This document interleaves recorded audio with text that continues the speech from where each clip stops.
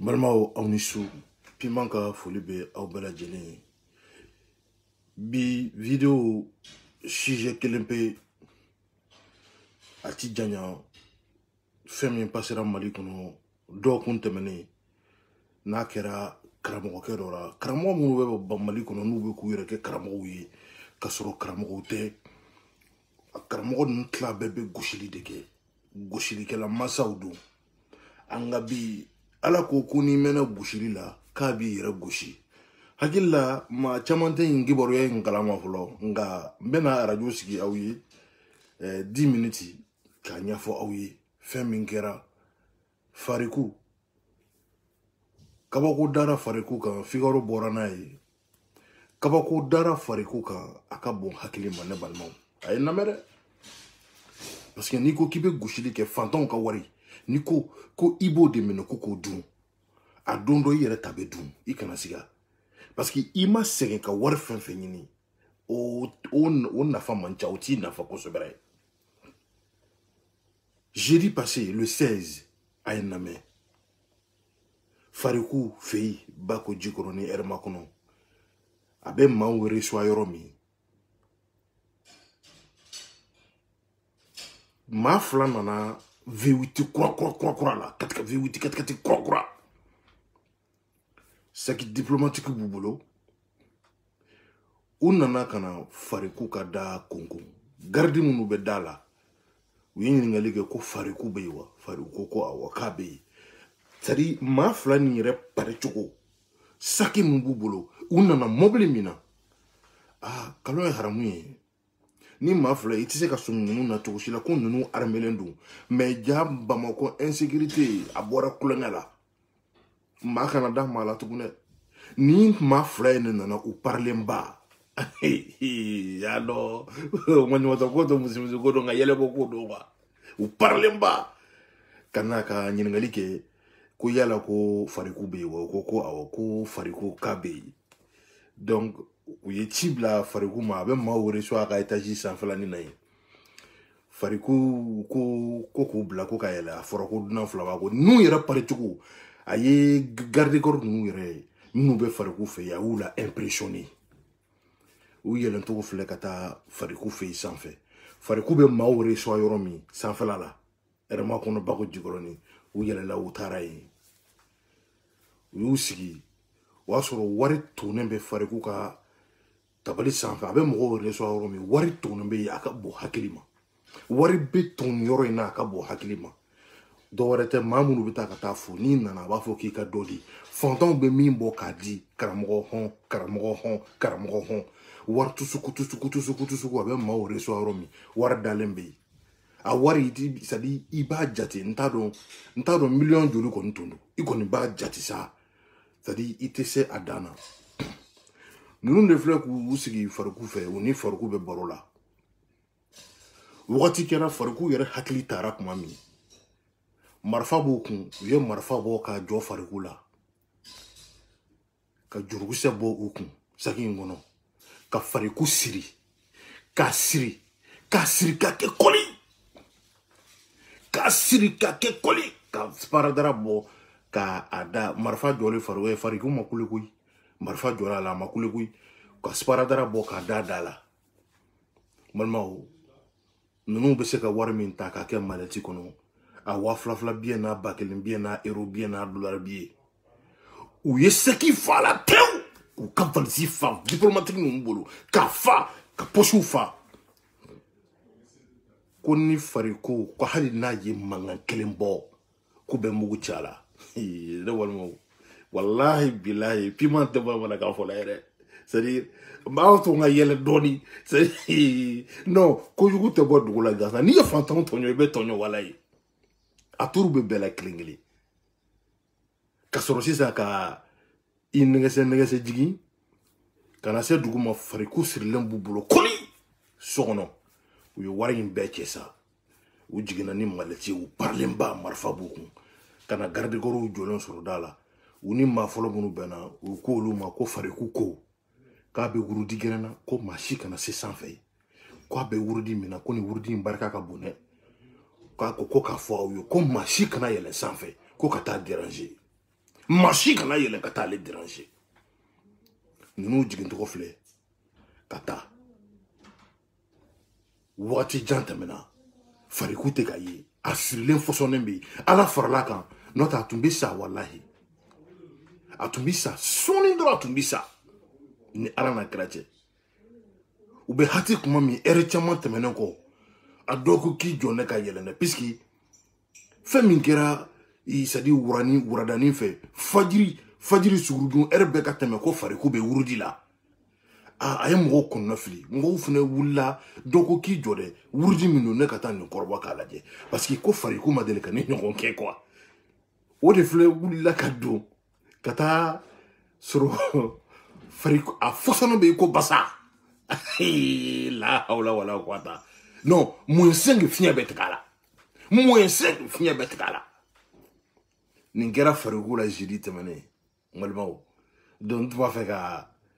baara min dara fariku kan n tun b'a fɛ ka o de baara fɔ aw ye journal caman bɔra n'a ye mais ni jeudi tɛmɛnen ni maa min ye Figaro ta k'a lajɛ ni waleya in sɛbɛnnen bɛ Figaro kɔnɔ parce que maa caman bɛ yen olu tɛ journal ninnu kalan ka caya hali n'i taara internet kan tu peux avoir accès à tout ça donc ka Mali information n'a actualité ɲini k'u dɔn mais problème ye min n'i bɛ fɛ ka maliyɛn yɛrɛ minɛ dɔrɔn i bɛ sɛbɛnni kɛ ka d'a ma walima i bɛ sɛbɛnni kelen yira a la donc o la i bɛ se ka maliyɛn dɛrɛ joona parce que o tɛ anw nɔ ye an maa kalannen man ca hali anw yɛrɛ minnu filɛ an ma kalan mais an b'an débrouiller i y'a ye donc min passera fariku la o de nin ye a bɛɛ ni ala n'a kɛra cɛ ka fɔsɔ i ko basa wari fɛn fɛn bɛ tabali in kan ka bɛɛ cɛ ka taa n'a ye u jigintɔ ka tila k'u jɔ gardekɔrɔw ma ko fariku ko k'a bɛ wurudi la ko mɔgɔ kana yɛlɛn sanfɛ dɛ k'a bɛ wurudi gɛlɛn na bi ko maa si kana yɛlɛn sanfɛ o y'a sɔrɔ a fɔsɔnnen bɛ sanfɛla la yen u y'a fɔsɔn k'a la ye u nana katikati viwu ci la non an ka bloku b'a la espɛrɛw bɛ Bamako n'i bɛ fɛ ka gosili kɛ dɔrɔn vɛsi don i ka katikati ɲɛnama don yen dɔrɔn k'i sigi a kɔnɔ i bɛ gosili kɛ f'i bɛ sɛgɛn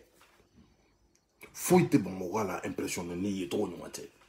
hali ni dɔrɔmɛ t'i kun i bɛ pari i ye tɔgɔ ka ɲi wala i bɛ fɛrɛ maa caman ma dɛ yɔrɔ an tɛna kuma o bogotigiw yɛrɛ ma bogotigiw minnu bɛ bulon n'o sugu ninnu ye dan yɛrɛ t'a la donc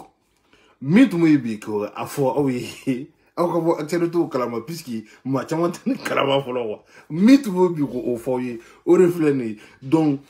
information min tun bɛ yen bi a bɛɛ lajɛlen ni kunkun n'a ɲɛɲɛ kɛlen filɛ aw tɛgɛ nin ye donc u tun kɛlen bɛ k'a mɔ k'a da ka kɛ ko jakumabo mais n kan k'a vidéo sɔrɔ a vidéo bɛ ka circuler maa tɛ maa caman bolo a sirilen fɔsɔnnen dalen n b'a f'i ɲɛna nin ye kabakoden da ye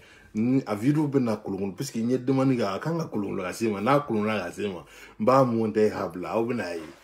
ye karamɔgɔ fɔsɔnna koyi hali a ma kule a ka karamɔgɔ 7 donc salamu alaikum sun tɔ laban ko ɲuman ala k'a d'an bɛɛ lajɛlen ma ni an ka rasulu ayo kononi mi anyana tinani mi ma mami beka dongli dasa o chain de toyo ko Ousmane Traoré zigridala mi ni anyon ka dogo Mali kono donc anga doni lame rasulu nyana tinani mi ma anga adoni lame aka jango jugo 10 minutes ma me fitin na mala ambe video bla oroni na donc anga ta fait merci beaucoup à vous tous ala ka fadiri sele no ya mbela jele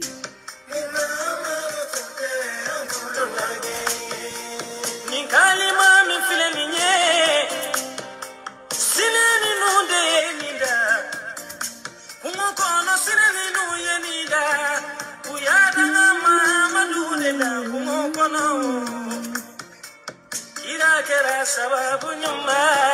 sineni ma ayada kirala sababu waladu laula hadha minna marutuke angulu nage wadudu dikira mamadu wilila kabita senayala aduna kumudila atara beni sineni doluye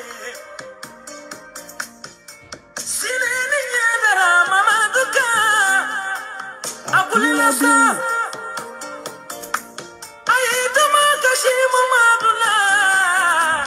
ya Muhammadu yitinya nema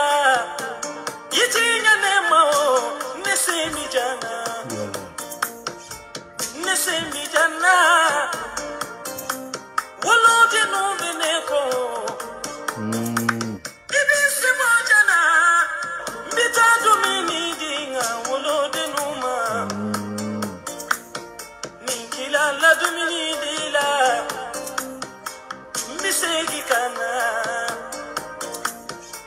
Kandi Mamaduma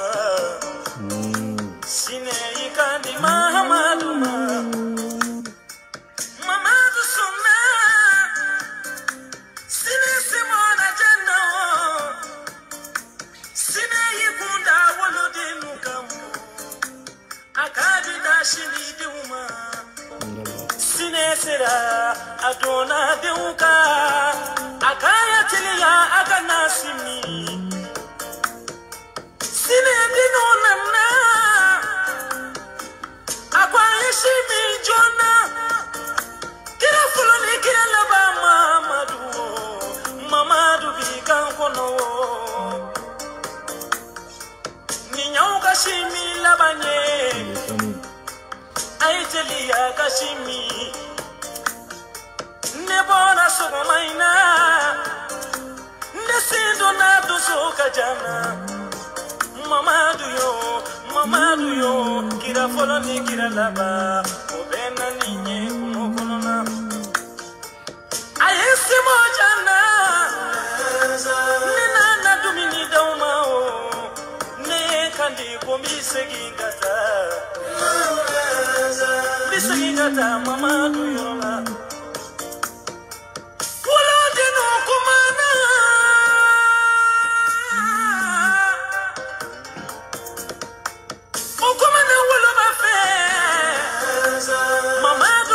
Shimi kungoro, aunjeroko, nafara.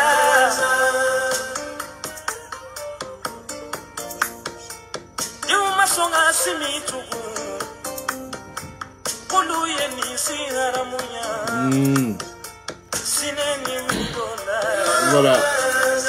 Adara se Mamaduma, sanaka se Mamaduma. Gouri, vas-y, pose ta question, vas-y, vite fait parce que je vais finir la vidéo. Pose ta question, dans le respect, pose ta question. J'attends votre question, allez-y. Il s'appelle Gouri Kaourou, pose ta question vite fait.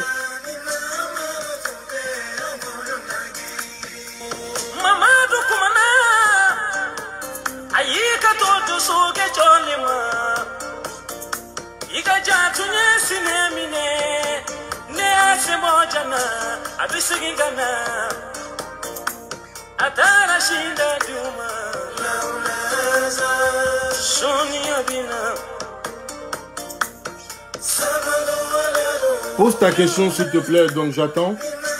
Sinon là, moi j'ai terminé la vidéo, mais tu peux poser ta question. Ok. Vous voulez m'envoyer en privé, il n'y a pas de problème. Donc je vous dis bonsoir, j'attends. Mbita privé quand tout de suite. Merci.